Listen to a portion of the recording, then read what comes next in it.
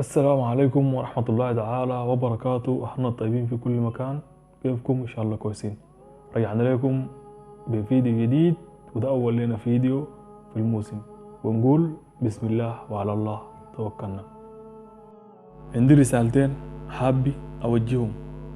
الرسالة الاولى للسادة الفنانين، والرسالة الثانية لناس اللايفات.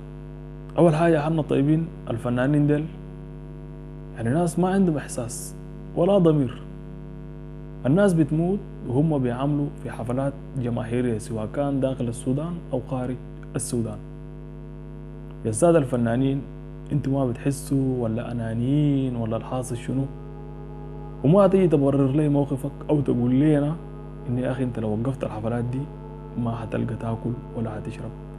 لا، حتاكل وحتشرب وتعيش زي ما الناس عايشين، لكن انتوا ما عارف في شنو في عقولكم، ما عارف في شنو في عقولكم. يا السادة الفنانين، خليني اديكم مثال بسيط جدا جدا. يا اخي الليلة اذا انت جار تمام، عندك مناسبة وفي جارك قصادك اتوفى، انت لو عندك حفلة ولا حاجة هتوقف الحفلة دي اكراما للميت واكراما لجارك ده.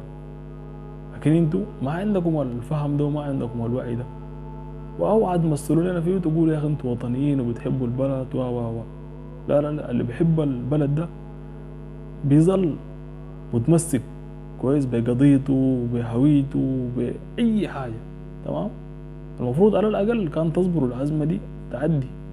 تمام، بعدك تعملوا حفلات تطيروا وتقعوا، دي حاجة شنو بترجع لكم.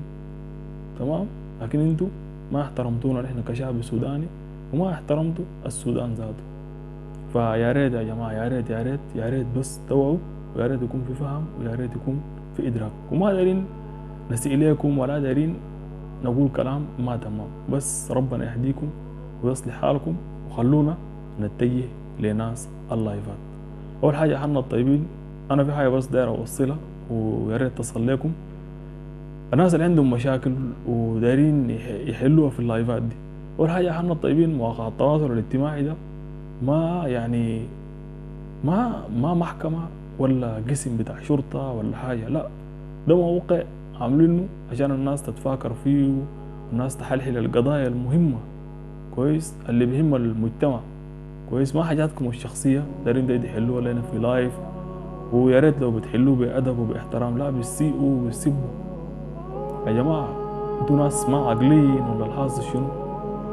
يا جماعة تمسكوا بعاداتكم وبتقاليدكم، احترموا الناس، احترموا الناس، احترموا الناس واحترموا نفسكم. اطلعوا بلبس يليق بيكم انتوا ويليق بالدين الاسلامي. احترموا اسركم، احترمونا نحن كبني ادمين معاكم، احترموا مجتمعكم. يا ريت يا ريت يا ريت الناس تفهم، يا ريت الناس تفهم، ويا ريت تكون رسالتي وصلت لكم. وأقول لكم دمتم سالمين وفي رعاية الله وحفظه. سلام أهلنا الطيبين. سنبل سنابل، صوت الحق، اللي بنقدم لكم نصيحة وبكرة بنكتشف لكم حقيقة.